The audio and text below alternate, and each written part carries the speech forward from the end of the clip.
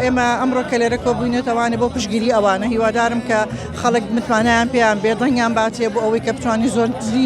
زۆرترین نوێنە و زۆرترین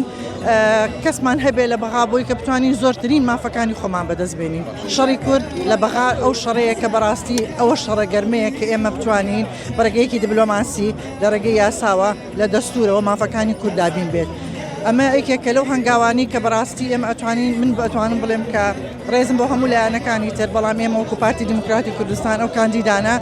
شایستن ئەوەی کە ئێمە بتوانین وەکو پارتیش هەنازیان پێوە بکەین و کە مافەکانی ئێمە داوا بکەن لە بەغا. ئەمە لەلایەکی تر ئێمە پێویستمان بەوانی و کاندیدانە کە ئەچنە ئەوێ بەڕاستی ڕاستگۆ بن لەگەڵ دەنگدەرانەوەی کە دڵنیان پێ ئەیەن کە بۆی کە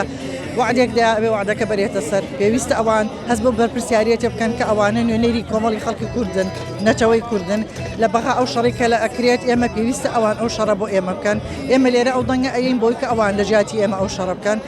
و هەروەها ئێمە ئەمڕۆ کە لێرە کۆبووینەتەوانێ بۆ پشگیری ئەوانە هیوادارم کە خەڵک متمانیان پێیان بێ دڵنیان باتێ بۆ ئەوەی کە بتوانانی زۆرترین نوێنە و زۆرترین کەسمان هەبێ لە بەغا بۆی کە بتوانین زۆرترین مافەکانی خۆمان بەدەستبێنین. طبعا گرنگێکی زۆری هەیە تۆ چەندێک کورسی زیاترت هەبێ ئەوەنە هێزی زیاترت هەیە لە بەرەو کاتێک کە تۆ یاسایەک تەمریرە بێ لە ناو پەرلەمانە تۆ پێویستە بەدەنگی زۆرە. ئێمەش پێویستە بەڕاستی پێش هەموو شتێک پێش ئێمە باسی کورسی بکەین پێویستمان بێ گرتوویە لە بەغا چکە تۆ ببینە سەیری پێشووتر کە هەچ کاتێک کوردیە گرتو بە